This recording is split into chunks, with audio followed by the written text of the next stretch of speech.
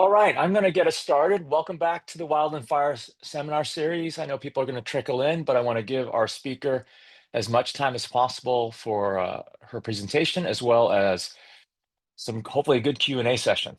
Um, I want to also acknowledge again, this seminar series has been sponsored by the Climate and Energy Policy Program, Center for Sustainability Data Science, as well as the Wind Institute, which we're really grateful for their support. We have a great collection of speakers continuing this quarter, and today's talk is no exception. I have the pleasure of introducing Georgia Scarr, who is a junior here at Stanford, majoring in biology with a focus in ecology, evolution, and the environment. Her experiences, which she will speak about partly today as a wildland firefighter, is extensive. She has worked on wildfire modules, engines, fuel crews, and prescribed crew burns across Idaho, Wyoming, California, and Utah, with agencies including the National Park Service, the U.S. Forest Service, county fire departments, and prescribed burn associations. Through these different roles, she has seen firsthand how mental health challenges manifest across different fire environments.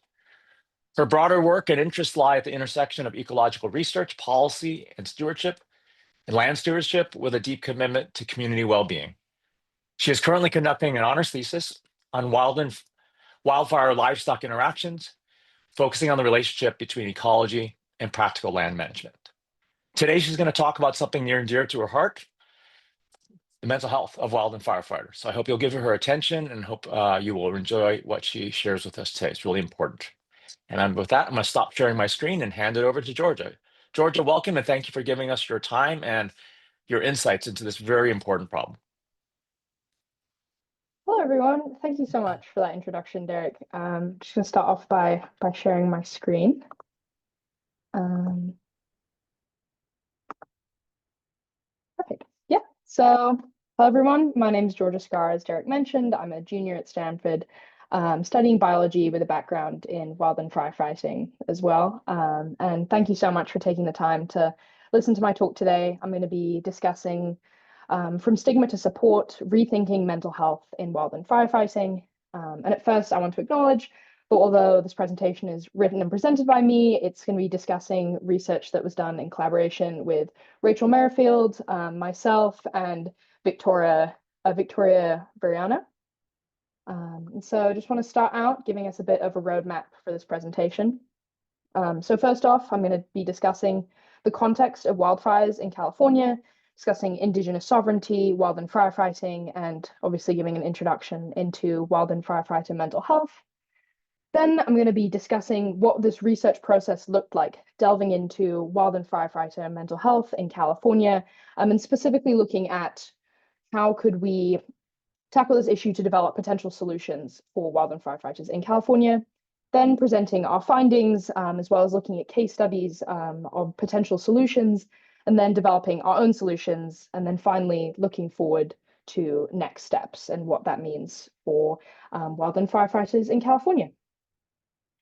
So first of all, Derek already gave a lovely background, but I just wanted to give some context about myself. I've worked as a wildland firefighter on multiple different crews in both California and outside of California as well, all across the United States, which I think has given me an insight into how mental health plays out in different crews. I myself have struggled with mental health whilst working on wildland firefighting crews. I've seen how this is manifested in other people on these crews, as well as speaking to lots of wildland firefighters outside of my own crews and their discussions with mental health.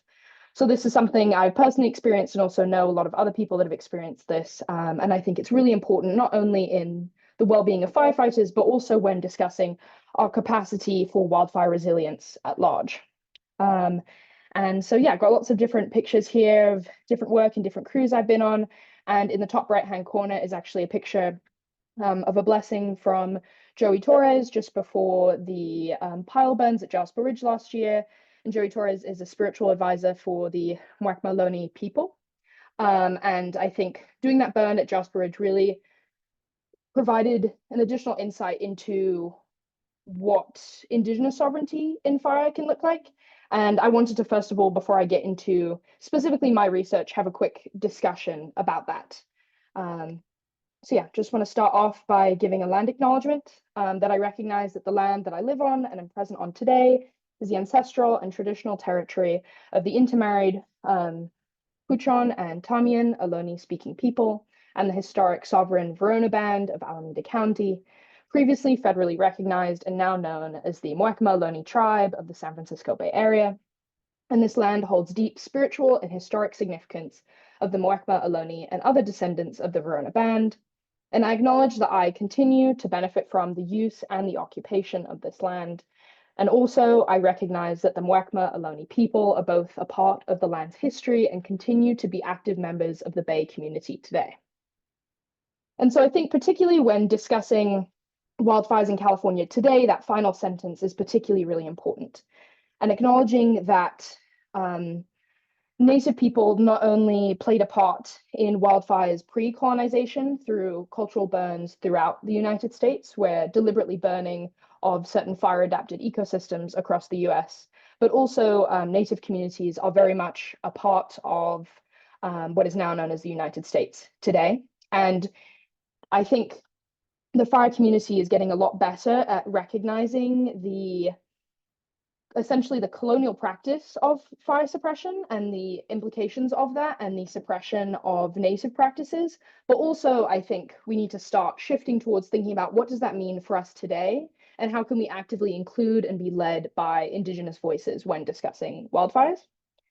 And so I wanted to quickly discuss a bit more about the Muwekma Ohlone people and as well as their kind of ongoing process of fire sovereignty. And here's a picture actually from that pile burn at Jasper Ridge that was done last year. A different picture from that blessing just before the start of the pile burns that I was discussing. And Charlene Nijme, who's the chairwoman of the Muwekma Ohlone tribe, a quote from her about these pile burns at Jasper Ridge is, "We're connecting back to our land and learning the old ways and traditions of our ancestors, and this fire is a part of that process." And so I think before we can discuss wildfires in California, we need to discuss the stewards of this land and also support the local tribe of the San Francisco Bay Area. And feel free to look at their website for more information. There's lots of great petitions you can follow to discuss the federal recognition of the Muwekma Ohlone people. And so that brings us into wildfires in California today. And so as many of us know, particularly with the Los Angeles wildfires, this year, wildfires in California are getting more frequent and more intense, both due to fire suppression leading to a buildup of fuel load, which is basically the amount of fire that can burn in these ecosystems, amount of vegetation that can burn in these ecosystems, as well as climate change. And so in terms of these fires getting more frequent and more severe, by 2020, 7 out of the 10 most destructive wildfires in California state history had occurred between 2015 and 2020. And actually now the Los Angeles wildfires of this year are now also included in the top 10 most destructive wildfires in California history. And so we need to be thinking more and more about how we can be adjusting our wildfire practices, not only to be preventing wildfires, but also to be supporting the people working on the front lines of this crisis. Because not only is this important for their own health and their own livelihoods, but also when we're thinking about capacity building for this growing issue. And also in terms of climate change, this issue is getting more severe with the climatic conditions becoming drier and hotter, leading to these more severe wildfires. And so when discussing people on the front lines of the wildfire crisis, I think it's important to now discuss why mental health specifically? Why have I decided to focus on mental health? And I think mental health is something often overlooked with wildland firefighting. I think we're becoming more and more aware of the physical health impacts of wildland firefighting, which is really important in terms of not only the strain it puts on your body, but the long-term risks of, for example, lung cancer, but also the mental health risks are really serious.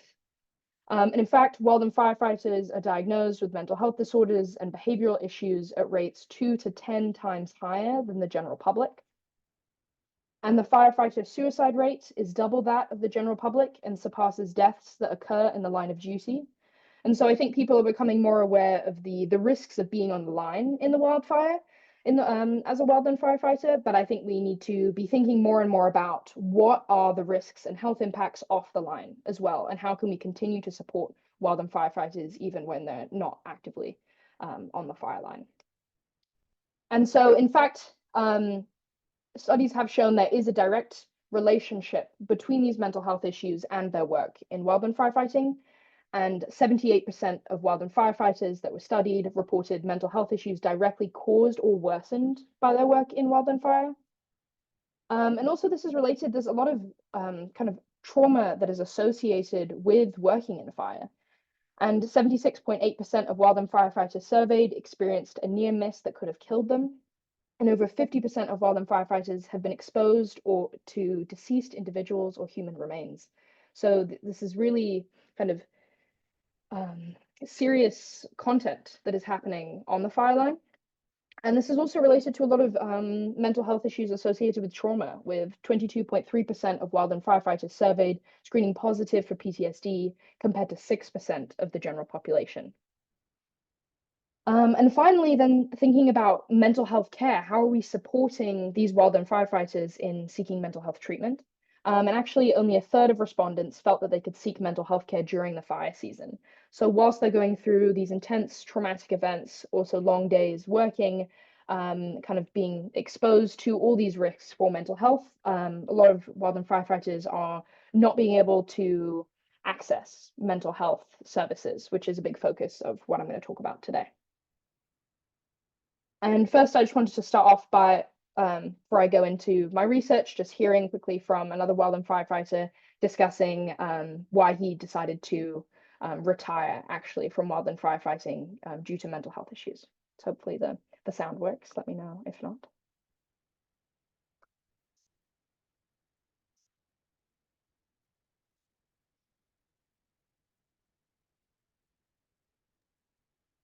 I don't hear the sound, Georgia. I'm not sure we needed to Oh, flag something beforehand, hmm. but I can, let's see. I'm not sure that we can, that might be a setting on your sharing, I think. Hmm. Let's see. But I can. I'm gonna look at advanced sharing options. There's nothing about audio, but I don't want to kill the connection. So All good. We can skip the video. It's a short video, but highly recommend just in your own time going online and listening to interviews of wildland firefighters talking about the mental health impacts. It's really important. And yeah, in this interview, he discusses basically accumulation of years in wildfire, working really long hours, feeling burnt out, not feeling like he can access mental health resources. Yeah, so I encourage you to look in that in your own time. And so also then with our research, we decided to specifically focus on California. One, due to us as students at Stanford, our personal connection to California, as well as the particular growing fire risk within California. And we decided to specifically focus on Cal Fire, as is the largest fire department in California, and also the Cal Fire director, Joe Tyler has stated that they are experiencing a mental health crisis. And CAL FIRE, as well as lots of other fire agencies across the United States, are experiencing really high attrition rates over the last 5 years. And so we're seeing more and more people quitting wildland firefighting, less and less people joining, which is reducing local areas' capacity to deal with these wildfires, which is further increasing communities' risks to wildfires. And so we need to really look at why. Why are people quitting these jobs? And through a lot of the research that I'll go into, a lot of it is shown is due to the mental health impacts and that attrition over time. And also really important to be caring for these wildland firefighters in the long term, as, like I said, due to kind of the current projections for wildfire risk, it's not looking, unfortunately, like it's going to get any better in recent years, in upcoming years at least. And so now I'll take us through the research process and what this looked like. And so we started out doing a literature review of wildland firefighter mental health studies. We were looking at what mental health risks are wildland firefighters facing, what are the impacts of that on their own lives, whether that be family lives, suicide rates, etc. Are these wildland firefighters seeking treatment? Why or why not? What treatment is available, etc. And then we did a records review, which was basically looking from 2018 to 2023, the public records of CAL FIRE, looking at both their physical health and mental health records, going through those, and also comparing the two to see how they differ, both in rates of incidences and also in terms of how this data is collected and classified. And then we did a comprehensive review of existing wildland firefighter mental health support programs, looking at what's out there, what are the gaps in these support programs, are they being utilized? If so, why or why not? And what programs have been particularly successful compared to what ones have not been as successful or not as utilized. And then finally, and arguably most important, we did a series of anonymous phone-based interviews with CAL FIRE wildland firefighters, really discussing their experiences, both personally with mental health, their broader experiences with the culture of wildland firefighting, and their thoughts. And so some examples of these questions in these anonymous phone interviews include, do you feel that fire has impacted your mental health positively or negatively? Were you aware of any mental health resources available to you, and did you utilize them? Do you feel that there are issues with underreporting of mental health issues at CAL FIRE? And why do you think that people may not be using these mental health resources? And the final example is, did CAL FIRE appropriately support you? And so we had a series of questions like this, but the conversations were rather open-ended, quite relaxed, just to really get insight into people's different experiences. And so we had 4 main findings. One, the CAL FIRE Behavioral Health and Wellness Program is undersized. Unfortunately, this is the kind of state of a lot of fire agencies today, as we know, but due to it being undersized, it's made it really hard for outreach of these programs and also firefighters accessing these programs. And secondly, CAL FIRE mental health disorder and suicide data collection is inadequate. It's not particularly comprehensive, doesn't give much insight into the causes of these issues in terms of who's having these issues, so it makes it really hard to pinpoint how to potentially solve these issues, as well as it makes it more difficult without this data to advocate for programs and grants to develop. And then wildland firefighters experience harmful lifestyle and workplace risk factors. As I discussed, the job can be very intense and potentially very traumatic, very long hours. Wildland firefighters work 2 to 3 weeks on at a time in a row, up to around 16 hours a day. Even some firefighters are working 24-hour shifts. So there's high rates of burnout and kind of mental health issues. And finally, mental health stigmas persist throughout the department, leading to underutilization of these resources. So not enough data is being collected, and there are a lot of workplace risk factors. And whilst all that's going on, due to a lot of stigma, wildland firefighters aren't feeling like they can access or utilize these resources due to fear of retribution, termination, etc., all factors I'll get into. And so then to get into existing resources. So these aforementioned mental health resources for CAL FIRE wildland firefighters, what's out there? There's actually a lot, including the Employee Assistance Program, Employee Support Services, Wellness app, etc. And our literature review, as well as our interviews, revealed that when these programs are used, they are considered quite successful. Some of our interviewees had been using these programs, had gotten long-term therapists and even medication from these programs, and they did speak quite highly of them. And so the second question is, okay, if these programs are considered successful when people are using them, why aren't they being used? And so naturally, the first question is, are these firefighters even aware of these programs? Are they aware of the different resources that are available to them? And interviews did reveal that, in fact, most firefighters are well aware of these programs in kind of annual refresher training, etc. These programs are made very clear to them. And also a lot of like signage is posted around lots of places where these firefighters are. Like actually this picture on the right here is a picture I took in the past fire season because I'd been thinking obviously about these different mental health programs, and I did notice there was lots of signage and different mental health support programs really put all around at least the base that I was at. So even just walking around reading different signs, I feel like these mental health programs were actually sufficiently promoted. And so then the next question is why aren't they being used? They're considered to be successful when used and people are aware of them. And so that was due to a variety of reasons. And so one of the reasons that was revealed in the interview is stigmatization and ostracization of people using these resources.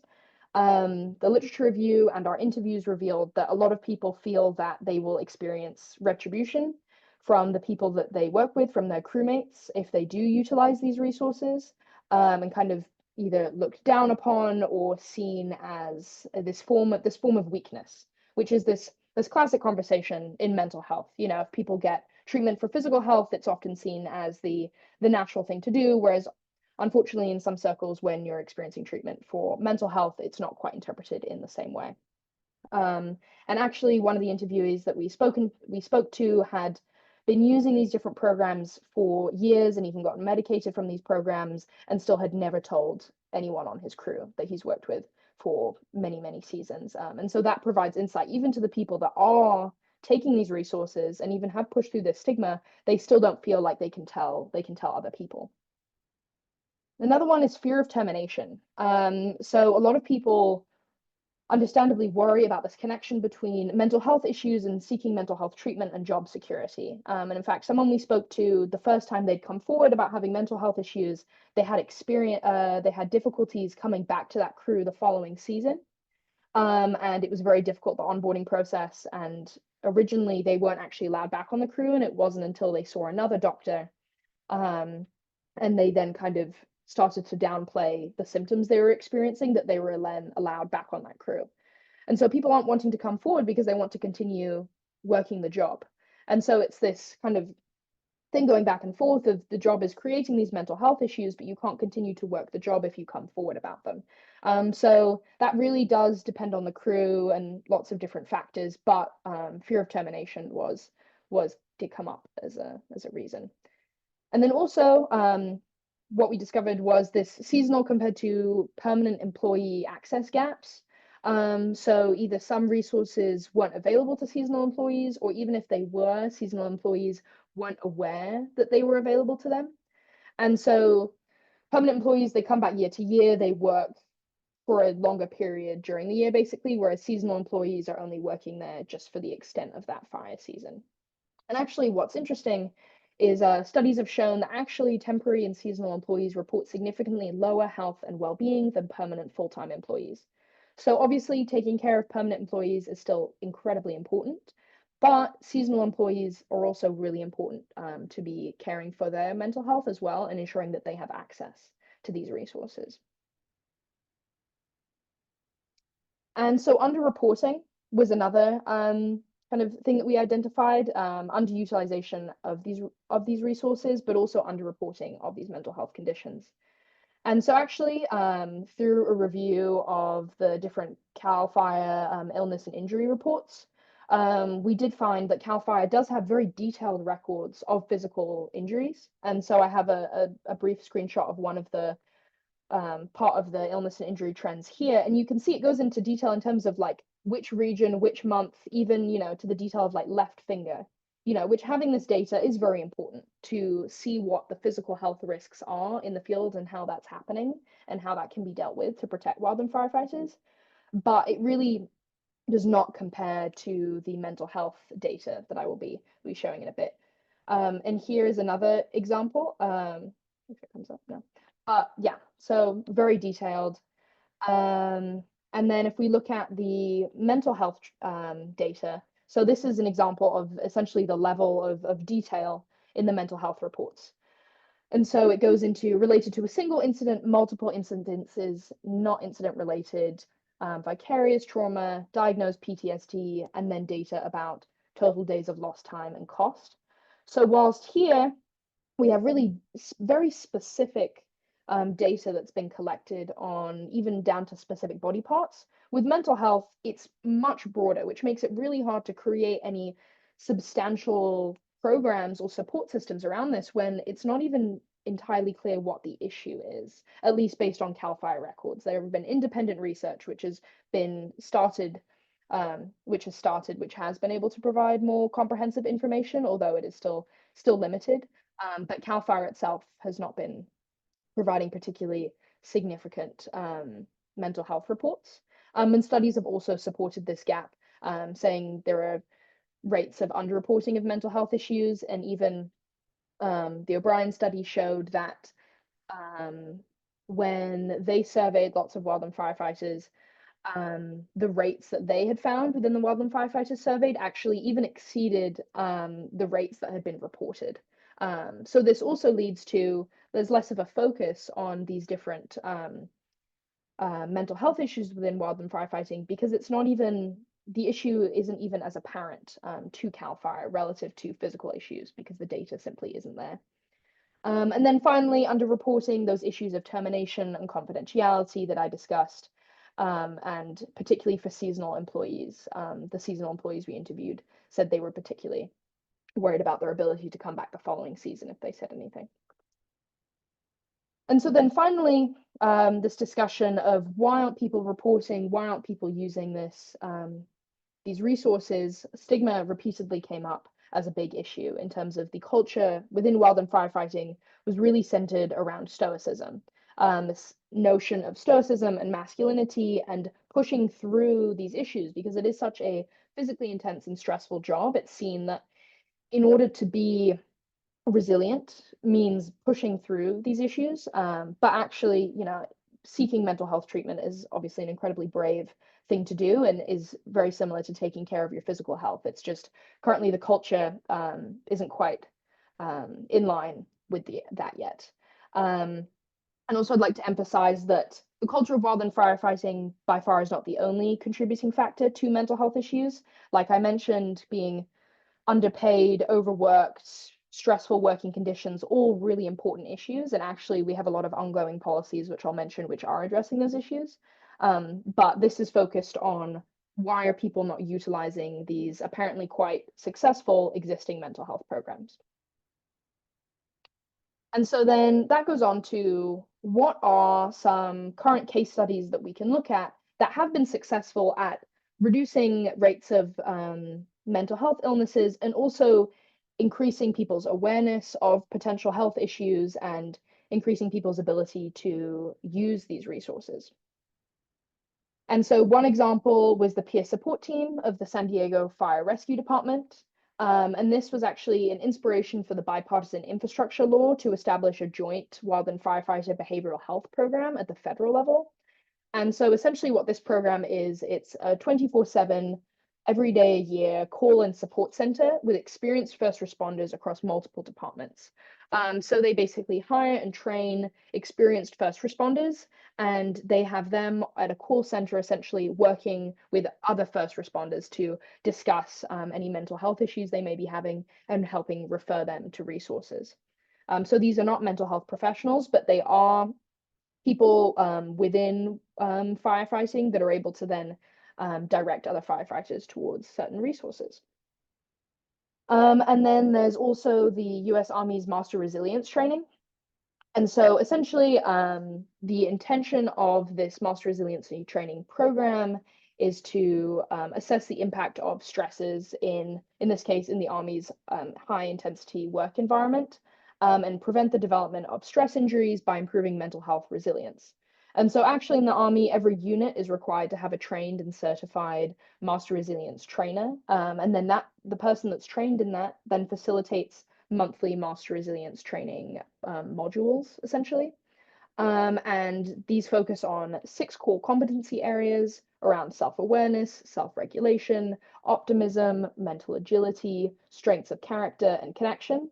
And it's been shown to be particularly effective because it's peer-led, it occurs regularly, and it's all discussion-based, kind of reducing the stigma of discussing these issues because repeatedly you're having these conversations with someone else in your unit who's been trained on this to kind of open up that conversation and normalize discussing mental health struggles. And so actually, studies from the Army have shown that units that do use this program have significantly less drug and alcohol misuse, fewer diagnoses of mental health disorders, which includes anxiety, depression, PTSD, relative to units that don't implement the program. Um, and then finally, we have one pertaining to physical health. So federally, there is the 6 Minutes for Safety, which is run by the National Wildfire Coordinating Group.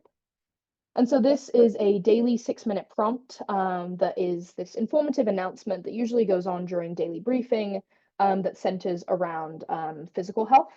And so examples could be certain case studies around escape routes or a discussion point around helicopter safety. And so this happens each day during morning briefing and has been a part of the movement in wildland firefighting to open up these discussions around safety and physical health. And just having these daily discussions around it have been seen to be quite impactful in terms of one, making people more aware of these certain issues around safety, but two, like I mentioned, just normalizing having this conversation around safety is really important, physical health is really important. This is something we need to be prioritizing and thinking about. And really, what is I guess the cool thing to do is be to prioritize your physical health and safety. However, actually, there's hardly any discussion of mental health in any of these daily points. And so, whilst the points that are made are really, really important, mental health has kind of been sidelined and not discussed in these prompts. And so, we took these three main case studies that we focused on in our research: the peer-led support team, the peer-led team from the San Diego Fire Department, the Master Resilience training from the US Army, and the 6 Minutes of Safety from the National Wildfire Coordinating Group to put together this solution around the goal of normalizing the conversation around mental health in wildland firefighting in California and shifting attitudes toward mental health treatment in wildland firefighting in a positive direction. And so, with inspiration of all these things, we developed a peer support team for CAL FIRE. So, mostly inspired by the peer support team of the San Diego Fire Rescue Department. And this would operate under CAL FIRE Behavioral Health and Wellness Program. But instead of the notion of a peer here being other experienced first responders, the peer is physically other people in your crew. And that's important, one, because having someone in your crew that you know, that you can speak to, that you see, that contributes to normalizing that conversation. But also, particularly when you're working on wildfires, you're out in these remote areas, you might not have cell service. It's very important that you have access to someone that's physically there with you on the fire line. And so the idea is to phase in at least 2 members per crew that have the paid role of peer support team member. And so the concept of having 2 members per crew is twofold. One, to reduce the strain on just one individual. Obviously, they are working on wildfires as well. They're experiencing these same stresses. So it's really important that we're not adding an additional role that may bring stress. So hopefully having at least 2 people on a crew can help kind of lower that. And also paid to encourage people to do it and also to reduce burnout. And also the second point about why having 2 members is important is also to kind of increase the comfortability that people may feel. Kind of when you have two, it increases the likelihood of a crew member feeling comfortable talking to one of those individuals. And so what would that training look like for the peer support team? So they, along with crew leadership, are trained based on the Master Resilience training on how to listen to and support their crewmates. When we were doing this, coming up with these ideas, we thought it was also really important to include crew leadership, because when you're discussing changing culture and shifting attitudes, it's always really important to be including leadership in this, because they can have a large influence on the culture of a crew. And so this training would be particularly focused on directing crew members towards CAL FIRE mental health resources. After this training, they obviously still won't be mental health professionals, but they will be a peer that is now well informed on available resources and how to direct people towards that. And additionally, kind of just being there and being trained on having those open conversations around mental health to normalize those discussions. And also, it's really important that seasonal employees also connect with these resources, like I mentioned. And so at the end of the season, the peer support team and leadership will have a debrief with the crew around what resources are available and how to access them, ensuring that all seasonal employees are informed on what is available to them and encouraged to seek treatment if they need help. And so the peer support team members will also be in charge of announcing the Minute for Your Mind during briefing, which is inspired by the 6 minutes for safety. And I'll go into a bit in that in a sec. But first, just to discuss a bit more about what this resilience and stress injury prevention program is, which is based on the Master Resilience training from the US Army. So the intention here is to provide a strong foundation for peer support team members, equipping them with the skills to support their crewmates, and also an emphasis on facilitating conversations. How do you open up conversations about mental health? Because particularly in an environment where it's stigmatized, that's not an easy thing to do, and there's a variety of skills and tools that you can have to open up those conversations and also actively listen to your crewmates that might be going through mental health issues. And also this focus on directing people towards resources. And also this training and this position won't only be open to permanent employees, but also seasonal employees to kind of really increase that access to both seasonal and permanent employees. And so then to go into a minute for your mind, what does this entail? And so, like I mentioned, based on the 6 minutes for safety. And so this also involves a daily prompt, but around a mental health issue. And only a minute, just a quick point, whether that be specific tools for your mental health or perhaps specific statistics about mental health. Because the idea here isn't just for that message itself to be educational and helpful, but also to normalize the discussion around mental health. Having this daily prompt at the start of each day just opens up the fact that other people in my crew are thinking about this, leadership is thinking about this, and this is a conversation that it's okay for us to be having as a crew. And so what are the potential impacts of these solutions? And so obviously the main goal here was to destigmatize the culture around seeking help for mental health and gaining access to these resources, and also creating multiple safe spaces to address the complex behavioral health needs of wildland firefighters. Particularly, it's really important to acknowledge that wildland firefighters, they're not only working with their crew, but they are living with their crew. They are sleeping with their crew. They are eating with their crew. So the culture of your crew and those safe spaces that you develop within that crew, that's where you're living, and that's really who you are for that season. So it's really important that you have those safe spaces to go to. And also equip wildland firefighters with resiliency tools for working in a difficult environment. And that's the same, just like, I keep bringing it back to physical health because I think it's an easier point of reference for a lot of people. Just in the same ways we might develop different skills to help our physical health, whether that be different, PT exercises, etc. The same can be done for mental health. And that's really important as well when people are out on the fire line for extended periods of time, really long days, really long, fire assignments, 2 to 3 weeks long. It's really important to have those skills. And so then that brings me into the timing of the implementation of an initiative like this. I think Cal Fire is it a good time for this? I think we are starting to see a shift where the conversations around mental health are starting to open up in wildland firefighting, and also we're at a point where politically, I think there's starting to be more of an emphasis on what can we do to protect wildland firefighters. And some examples of that were, in the picture on the left is the announcement of the US Forest Service and the Department of Interior launching a joint wildland firefighter mental health program together, which provided funding and resources for wildland firefighters, which just shows this is something that the heads of agencies are thinking about, they are conscious about, and they are willing to dedicate funding and resources to, even though that is already something that's relatively stretched thin. But in terms of funding and resources, a big point of this idea is it doesn't require too many additional programs to be developed. The whole point of this is to build on existing programs and encourage the utilization of those programs due to already those limited resources. And additionally, the middle picture is kind of to shed light on how the discussions around wildland firefighter working conditions and pay is on the rise. More people are talking about it, more different initiatives and policies are coming through.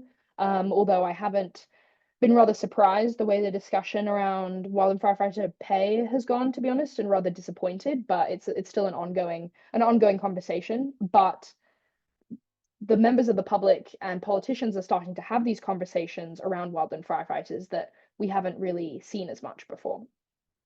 And then also organizations such as grassroots wildland firefighters are coming forward and having different programs, such as Mental Health Awareness Months, which is groups led by wildland firefighters that are now starting to open up these conversations. So there's a lot of other groups tangentially working towards destigmatizing that culture, which I feel like provides a good space for an initiative like this to fit in. And finally, a lot of what our research showed was a lot of firefighters are of the belief that the culture is starting to shift, particularly with a new generation of firefighters coming in, and this conversation is starting to open up. And so, what are some potential challenges of the implementation of this? Um, Two kind of starting points is increasing staffing and budget allocations. Like I mentioned, that is a consistent issue throughout fire in general, and is one of the reasons I think why like firefighter mental health issues are so high, is because staff and budgeting is stretched so thin. But that can be a challenge with the implementation of this. But like I mentioned, part of the point of this initiative is to build on existing programs rather than developing and requiring a lot of funding for new programs. And so next, data collection and confidentiality. I think there's definitely more work to be done to ensure that a program like this, one, is still able to collect sufficient data, like I mentioned, so we do have detailed records of mental health issues in wildland firefighting, but also ensuring there is that confidentiality there and there is that job security there, is still an issue that I think would definitely need to be addressed within this. And also there's a concern around mental health strain on peer support team members, which I think it would be really important to have a have a support system in place also for the peer support team members, consistently checking in on them through these, trainings that they have to do to ensure that they are also balancing their mental health. And also kind of maintaining this balance, understanding that these team members also are not licensed professionals either. They are other people on the crew, and kind of understanding that their role is mostly to normalize the conversations around mental health, open up these spaces, and direct people towards resources. And finally, this acknowledgement of changing culture takes time, and no one person or program is necessarily going to shift an entire culture within wildland firefighting. But I think the gradual implementation of these different programs has the potential, particularly given the current timing of this, like I discussed, to really make an impact on changing culture within wildland firefighting. And so, to conclude, mental health is one of the biggest threats to wildland firefighting today, and this harms wildland firefighter quality of life, health, and also local communities' capacity to protect communities from wildfires. And destigmatizing mental health plays a really important role in tackling this. Like I've emphasized, it's not the only cause of mental health issues, but I think it's a large cause of underutilization of existing resources.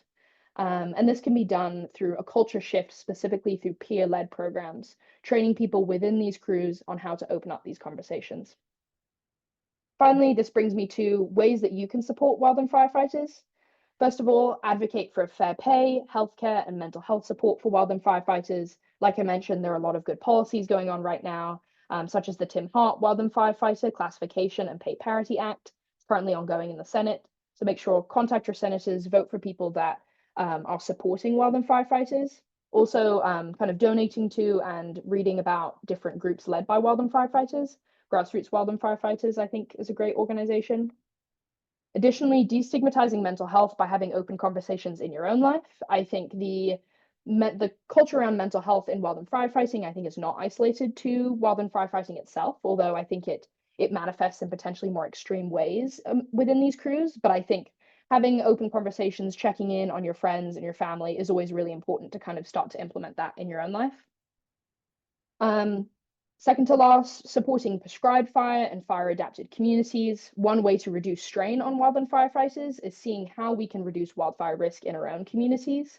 Fire adapted communities, creating defensible space around your homes where you clear vegetation. Also supporting prescribed fire, which is burning of these fire adapted ecosystems is really important. And one of the big barriers to prescribed fire as well is resistance from members of the public as well. It's a complicated issue, but support from the public really does mean a lot. And last but not least, as I discussed at the start, uplifting Native communities is a really important conversation to be having when we're discussing wildfires, and supporting people within wildfires. And that comes not from only referring to traditional ecological knowledge and asking for advice from Native communities, but also supporting Indigenous causes, such as the Mwekma people in their fight for federal recognition, which you can find very easily on their website. And here are my sources. Feel free to take a screenshot and refer to any of the different sources that I've been discussing throughout this. And thank you so much for your time, and feel free to send me an email if you have any questions or comments. Thank you. Georgia, that was great. Obviously, you know, I'm a big fan of this work and I think it's really important. So thank you for sharing that with us today. So Thank I'll you. turn it over to the audience questions. I've got some questions, but I'd like to see if the audience has some questions first for Georgia. Please, there you go. Great, Esther. Yes. Hello. That was fantastic, Georgia. I'm not surprised knowing you as I do already. I'm really interested in this work, and I had a question about, particularly, I guess my understanding is that some number of people, I'm not sure what the percentage is, who are wildland firefighters are incarcerated or formerly incarcerated. Mhm. And I wondered, at least in California, and I wondered what had that come up in your research at all about great, vulnerability to mental health issues and any specific special support that would be needed. And also, I was just curious because I know you yourself have been part of wildland firefighting, and I wondered if you what your thoughts are and how it particularly impacts women. Yeah, yeah, thank you. Those are all great questions. I must confess, looking specifically into incarcerated firefighters didn't come up too much in our mental health review, although I think that is an incredibly important subject that deserves its own set of research as well, because I think they are experiencing a lot of these same stresses, but also that's coming with even lower rates of pay, and even sometimes like longer hours and less people advocating for their rights in this work.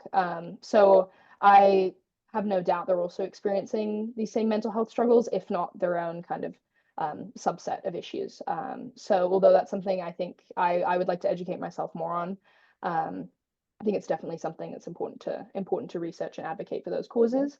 And then in terms of my own thoughts in wildfire, in particular as a woman, I think I think I've had very interesting experiences in wildland firefighting in terms of my own mental health. And I think I definitely experienced kind of those described feelings of burnout and really long days and shifts. You know, you work 16-hour plus shifts and you on these fire assignments for 14 to 21 days. And so I definitely had those feelings of burnout and isolation. And I think my positionality as a woman, I think definitely impacted that. I think particularly in these male dominated fields, I think when you are one of the only women, I think it can make it even harder for you to connect with other people on your crew and open up those conversations.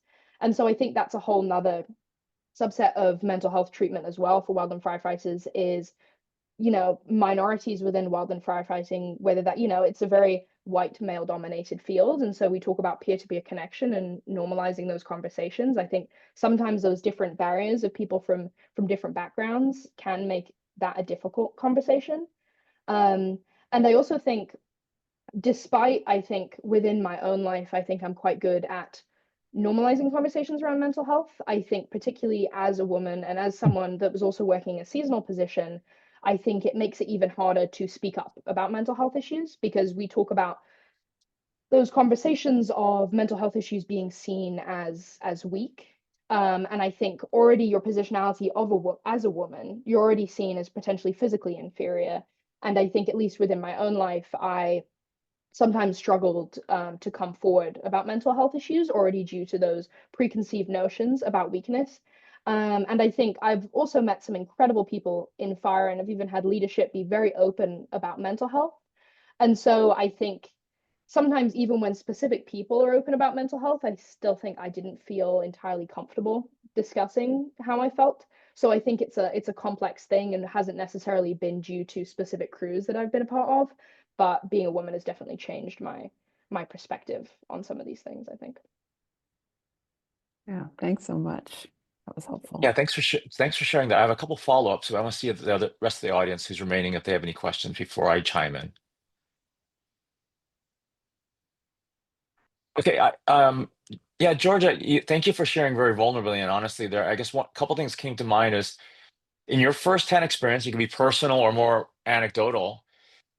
Did you know going into wildland firefighting that there were a lot of mental health risks, or are those things sort of shared to a perspective? I don't know anything Mm. about the system of how you become a wildland firefighter. I know there's training and stuff like that, but were you aware of it on your own, or are you made aware of that as part of your training before you actually get into the front lines of doing this? Is that a general practice? Yeah, I mean, I think in terms of the training, I don't think I was made particularly aware of the mental health risks. I think there is a big focus on physical safety in a lot of the trainings, which is obviously very important. And you learn about fire shelters, and in terms of like tree hazards and different things like that, which is really important. But in terms of mental health risks, there's not a lot of discussion around that, as well as like risks of like smoke inhalation. And I think a lot of those like a lot of the long-term physical injuries, I think definitely are not as discussed. I think I personally was aware that there were risks involved just by the nature of the job. Mhm. And I think, to be honest, I was even surprised myself at how I was impacted. I think a lot of people do in wildland firefighting, due to that the culture that I've been speaking so much about, I think a lot of people think that they are the exception and they can like push through Mm, certain things. And so I think although I was aware of it, I don't think I took it quite as seriously. But to be honest, the same with like physical risks as well. I think when you think of mhm. things in a theoretical form, actually you haven't done the job yet, I think it's easy to not take them as seriously. But as you start to see or experience some of these things, it definitely shifts. Oh, yeah, thanks. It seems like that's important, right? The starting stages of your career for people Yeah. to know. And one final question, we're almost out of time, is, you have an experience as a seasonal firefighter, and I don't know, I'm very ignorant of the system. If you are a traditional, I mean, you're a student, right? So you have to be seasonal, but is there a ratio of like a seasonal firefighter? Are there a lot of them that return every year? I mean, that's what the name implies.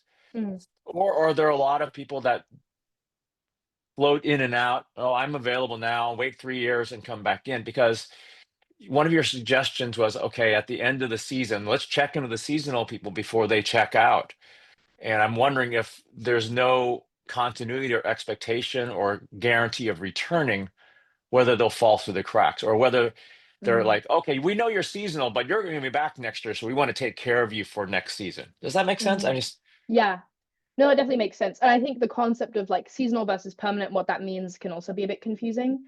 yeah. But basically, like, at least on the federal side of things, there is a switch to having more permanent employees, just when we're talking about the ratio of seasonal employees versus permanent employees. Really depends on the crew, but some crews are now switching to try to have mostly permanent employees on their crew, actually, which I think does is, I think, boding well, in my opinion, for taking care of wildland firefighters, because it does allow these kind of more long-term treatments and support, and different kinds of services like that.